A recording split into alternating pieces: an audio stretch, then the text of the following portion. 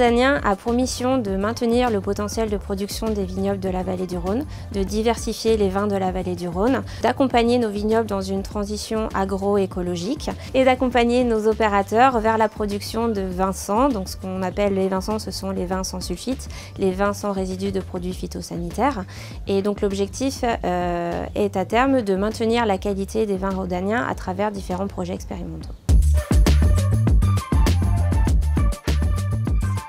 La tâche est colossale, on a des projets qui vont nous occuper pour les prochaines années.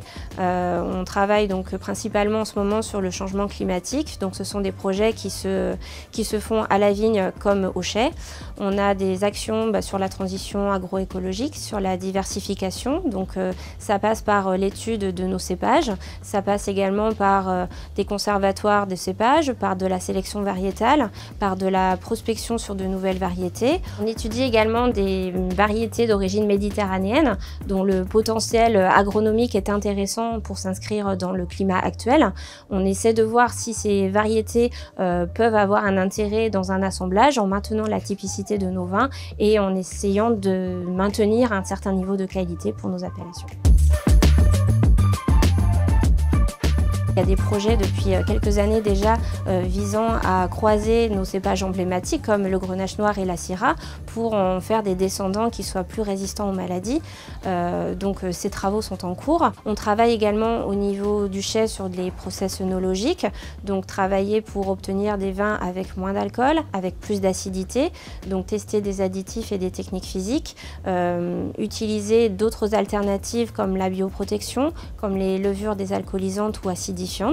Voir quels sont les process les plus adaptés pour produire les vins qui sont les plus adéquats avec les attentes du marché. Nous avons également des projets sur l'irrigation pour essayer de voir ce qui peut pallier à la sécheresse. On a des outils qu'on met en place pour aider nos opérateurs à suivre la pression des maladies, pour savoir quand optimiser les traitements. On a également des outils de suivi météo qui accompagnent nos opérateurs pour choisir la date de vendange optimale en fonction de la maturité des raisins. On a également pas mal de projets pour essayer de pallier aux déviations organoleptiques qui peuvent arriver en raison de pH plus élevés. On a en effet des micro-organismes indésirables qui sont de plus en plus présents à cause du changement climatique et qui nuisent à la qualité de nos vins. Les professionnels de la filière vitivinicole ont accès à de nombreuses données sur le site internet de l'Institut Rhodanien. Ils peuvent y trouver les outils, ils peuvent y trouver des fiches pratiques.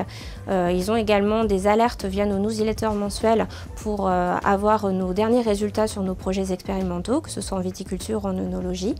L'interprofession communique également certains de nos travaux via sa newsletter Elixir et nous organisons 1 à 2 fois par an des journées techniques de sensibilisation en fonction de certains sujets d'actualité.